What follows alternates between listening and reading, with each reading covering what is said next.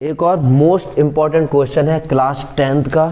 Target 95 की series चल रही है, उसमें आपको लगभग हर दिन important question, case study, assertion reason या फिर नॉर्मल टारगेट 95 वाले क्वेश्चन मिल रहे हैं। उसमें से एक क्वेश्चन ये सिलेक्ट हुआ जो कि बोर्ड का आया हुआ है। कह रहे हैं with vertices of A B and C of a triangle A B C. पहले यहाँ तक देखिए, एक ट्राइंगल है, इंपॉर्टेंट क्वेश्चन है, एक ट्राइंगल है ए बी सी, ए बी सी। बहुत से बच्चे इस क्वेश्चन की एक्चुअली में हिंदी नहीं समझ पाते, इसलिए उनको थोड़ा सा टफ लगता है।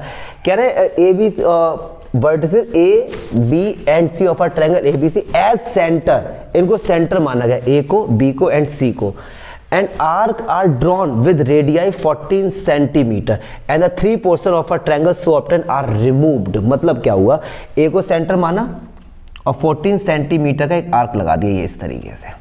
ये डिस्टेंस कितना हो गया जी, 14 सेंटीमीटर। ऐसे बी को सेंटर मान के 14 सेंटीमीटर का एक आर्क लगा दिया, ये डिस्टेंस कितना हो गया डियर, 14 सेंटीमीटर। ऐसे ही ये 14 सेंटीमीटर।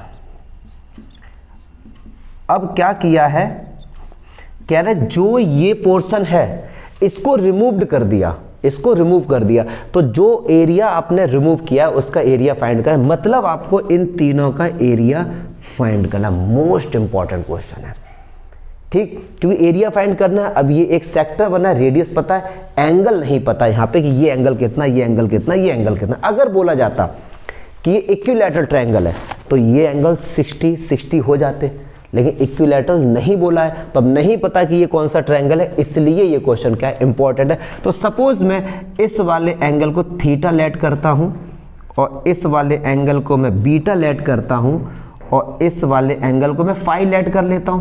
अगर आपको इन नामों में दिक्कत है तो आप x y z angle let कर लो। ये तो लेट करने के ऊपर x1 y1 z1 x कुछ भी लेट कर सकते, लेट ही तो करना है, ABC लेट कर लो। चलिए, तो हमको इन तीनों का, तो ये पोर्शन 1 है, ये पोर्शन 2 है और ये पोर्शन 3, इन तीनों का एरिया हमको पहले फाइंड करना है। तो देखिए, area of portion 1 plus area of portion 2 plus area of portion 3, इसी को फाइंड करना है। और कह रहे इसी को रिमूव कर दो, तो रिमूव एरिया कितना, मतलब इन तीनों का ही एरिया। तो ये सेक्टर है, ये हमारा क्या सेक्टर है। तो फॉर्मूला होता है angle theta upon 360 pi r square. R कितना जी, 14 का स्क्वायर। इस वाले का क्या, बीटा अपॉन 360 पाई 14 का स्क्वायर प्लस फाई अपॉन 360 पाई 14 का होल स्क्वायर। अब आप देखेंगे यहाँ पे पाई 14 स्क्वायर, पाई 40 स्क्वायर, पाई 40 स्क्वायर यहाँ पर है, बचा हुआ है, और 360 360 360, तो ये तीनों में है, कॉमन आ रहा है। तो क्या कॉमन आ रहा है, पाई और 14 का स्क्वायर और नीचे 360, इतना पोर्शन हमारा क्या कॉमन आ रहा है। तो क्या बचा, ये भी चला गया, ये भी थीटा बचा, इधर बीटा बचा और इधर फाई बचा। यहाँ तक यार कोई दिक्कत नहीं होनी चाहिए, क्योंकि देखो कॉमन लिया, 10th क्लास में है, बोर्ड की तैयारी चल रही है, तो कॉमन तो आना चाहिए।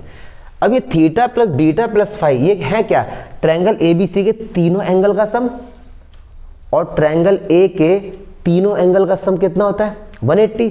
तो theta plus beta plus phi कितना हो जाएगा डियर, 180।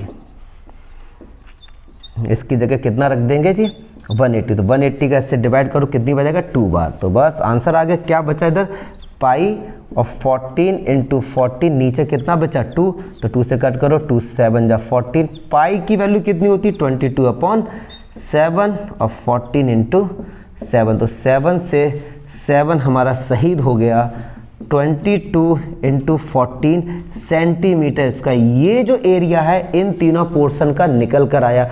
और बोला क्या था इन्होंने, फाइंड क्या, find the total area removed from the triangle. तो इन तीनों पोर्शन को रिमूव कर दिया, तो वो इतना एरिया ही तो रिमूव कर दिया। मल्टीप्लाई तो यार कर ही सकते हैं, 14 2 जा 28 और 2 यहाँ पे 14 2 जा 28 और ये 308 सेंटीमीटर स्क्वायर। इतना जो पोर्शन है वो हमने रिमूव कर दिया। जैसे अब रिमूव करने का मीनिंग है, अगर प्रैक्टिकली जाए तो कह रहे हैं ये वाला पोर्शन हटा दो, ये वाला पोर्शन इतना रिमूव कर दिया आपने, और ये वाला पोर्शन आपने क्या किया, रिमूव कर दिया, और ये वाला पोर्शन आपने रिमूव। अब ये क्या बन गया, अमूल माचो का कुछ बनना, कुछ ऐसा फील आ रहा है।